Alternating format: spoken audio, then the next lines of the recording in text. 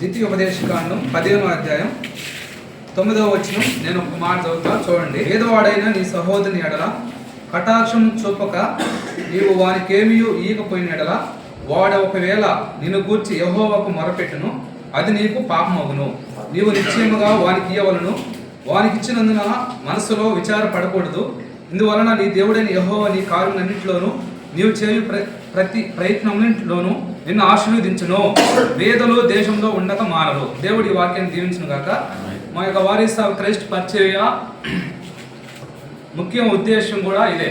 పేదవారు, పేదవారు, అభాగ్యులు, అనాథులు, ఇరుకు ఇబ్బందుల్లో, కష్టంలో, కన్నీళ్ళలో ఉన్నవారిని వారి యొక్క పరిస్థితుల్లో పరామర్శించడం, వారిని ఆదుకోవడం, వారికి ఏమైనా లేకపోతే ఇవ్వడం, దాని ఉద్దేశంతో ఈ వారీస్ ఆఫ్ క్రైస్ట్ పరిచర్య అనేది దాదాపు 10 సంవత్సరాల క్రితం ప్రారంభమైంది.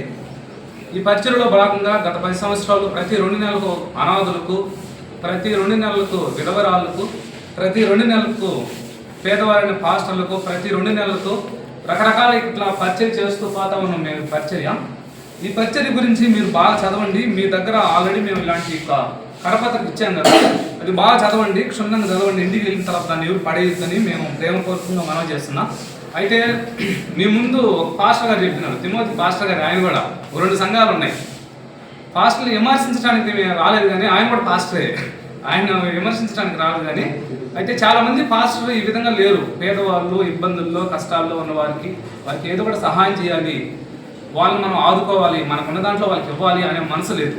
ఎట్లా ఉందంటే, మీ ఇంటికి వస్తే నాకేమి ఇస్తావు, మా ఇంటికి వస్తే నువ్వేం చేస్తావు అన్నట్లు ఈరోజు చాలా మంది ఉన్నారు. కాబట్టి అందుకని కొన్ని విషయాలు చెప్పాలని వచ్చినాం. మా యొక్క మోటో ఏంటంటే, ఎవరిని విమర్శించడానికి కాదు, ఈ విధంగా చేయండి, ఈ విధంగా ఉండండి, ఈ విధంగా వెళ్తే బాగుంటుంది, మీరు కూడా ఇట్లా చేస్తే మీకు ఆశీర్వాదం, దేవుడు చేయమనేది నిజమైన సేవ ఇదే, దేవుడు కోరుకునేది నిజమైన సేవ ఇదే అని చెప్పడానికే మా ఉద్దేశం.